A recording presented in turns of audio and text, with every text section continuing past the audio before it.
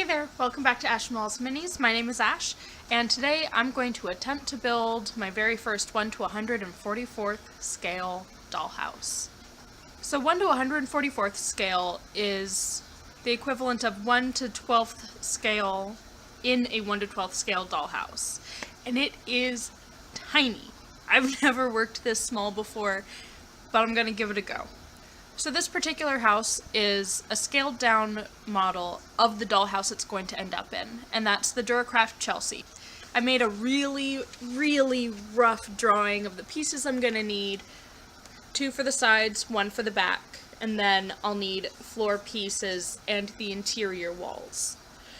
Today I'm installing one side piece, the back wall, and both floors. I took all my measurements and put them into a really handy website for converting miniature measurements. I treated this as a 1 to 1 scale and converted that down to 1 to 12th scale to get my 1 to 144th scale measurements. Once I converted my measurements, I did round them out so that they were a little bit easier to use with a tape measure, and ended up with my plan.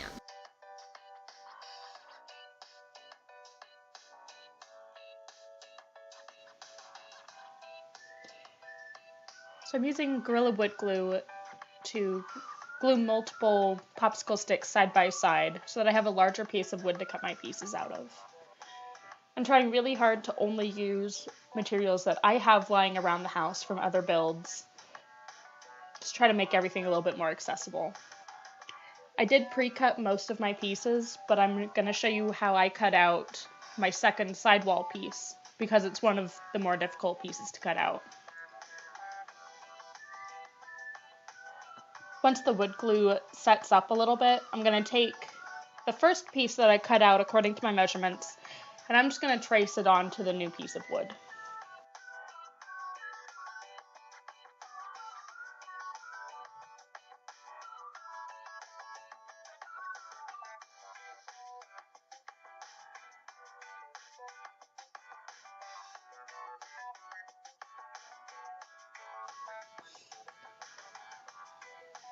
So I'm using my scalpel blade, but you can use a craft knife or an X-Acto if you'd like, to just go over the line that I already marked on my planks. And I'm going to make several passes over that cut before I attempt to snip it off. I'm just going to wobble the excess piece off.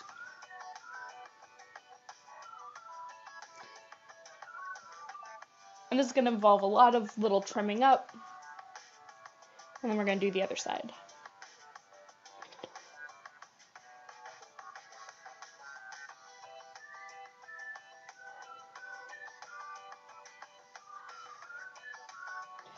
Cut the front and back with many passes over the cut, and then use the pliers to wiggle the pieces off.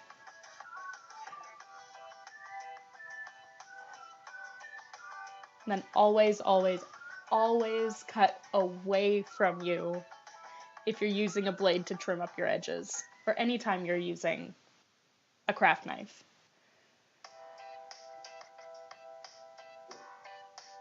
Just doing my best to clean up the edge and make sure that it is flat and straight.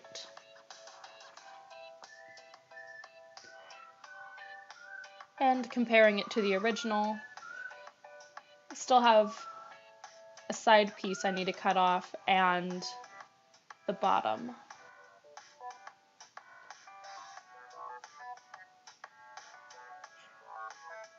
Just make my initial cut with a straight edge.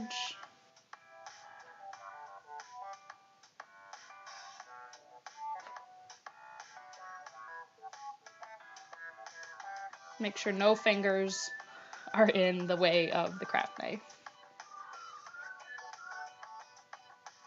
And trim it up.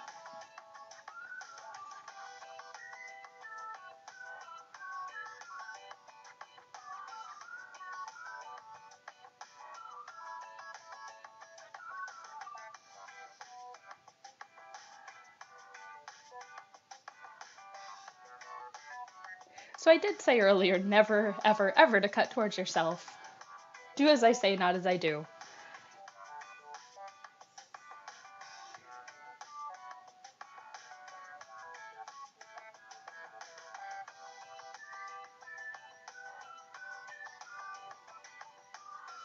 And I do a lot of double checking if I'm making pieces to match.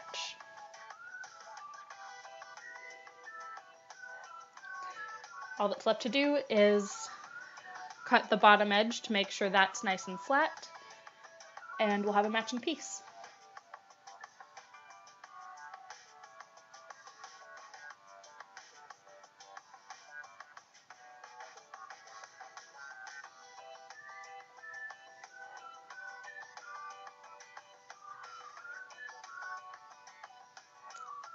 And voila!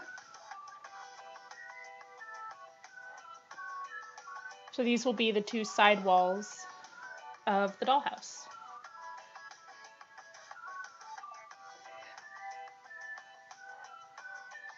Because the dollhouse I'm modeling this after has a gap below the bottom floor, I'm going to try to emulate that. So I'm using 1 popsicle stick height to mark where I'm going to set the floor. And that way I can sketch in where I'm going to put the fireplace, because I am actually drilling a hole to have a 3-dimensional fireplace in there. I almost forgot that I'm using my Dremel to sand down the pieces so that they're thinner and the lumber will look more in scale in the finished project.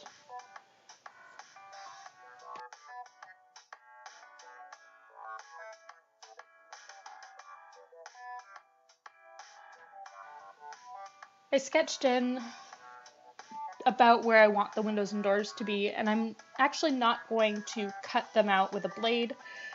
I'm going to drill a hole in the middle, and then later on I'll use a series of files to work away at the windows and doors until they're the correct shape that I want.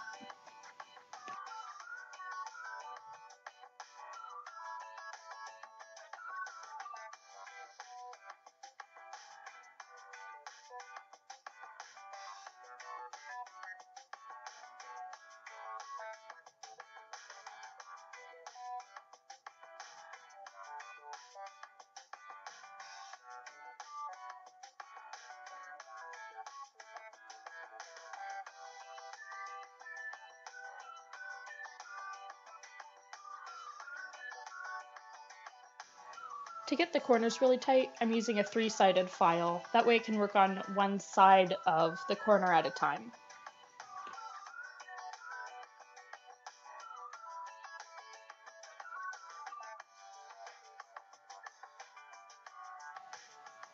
And finally, it's time to start assembling. The bottom floor has a few pieces of full thickness popsicle stick on the bottom to prop it up and give it the look of the real dollhouse that has the space underneath the first floor. I'm using magnets to help prop up the side wall on a metal block, and that helps make sure that I have a true 90-degree angle with the floor. I'm gluing the back wall to the back edge of the side wall, and that's because if I put the side walls on the edge of the back wall, the thickness of the side walls would make the overall measurement of the dollhouse longer, and I want to stay true to proportion to the original house. I'm gluing in the floor at the same time to help make sure that all of the angles are going to be correct. Because even with the metal block, if I put in the floor later, there's still a chance that I could have that 90-degree angle off a little bit. And this bit is going to require a little bit of fiddling just to make sure that it's in the right spot.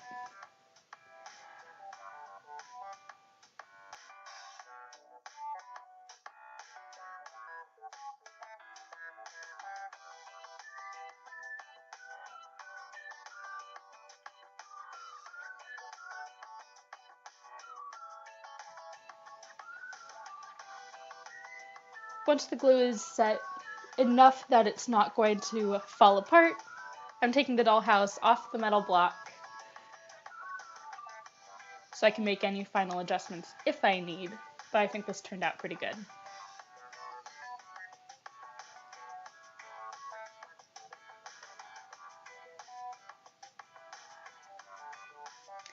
I'm going to go ahead and glue the second story in as well. So just a few dabs of glue.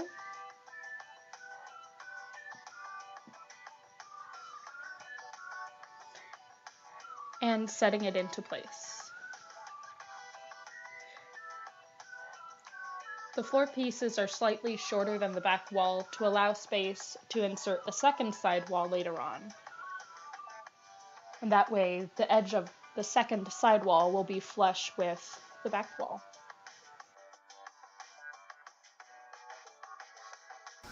Here she is, all ready to be decorated, or at least the start of it. I didn't put the second side wall or any of the interior walls in yet because I wanted a little bit more room to get my paintbrush in and do all the decorating I need to while we're at this point. I will have to add a triangle piece here with the upstairs window before I put the roof on, and yeah. If you'd like to follow along with this project and some of my many other projects, go ahead and hit the subscribe button, hit the bell notification so that you see future videos of mine pop up. I hope to see you down in the comments and on my Instagram at AshenWallsMinis. Have an awesome day. Bye.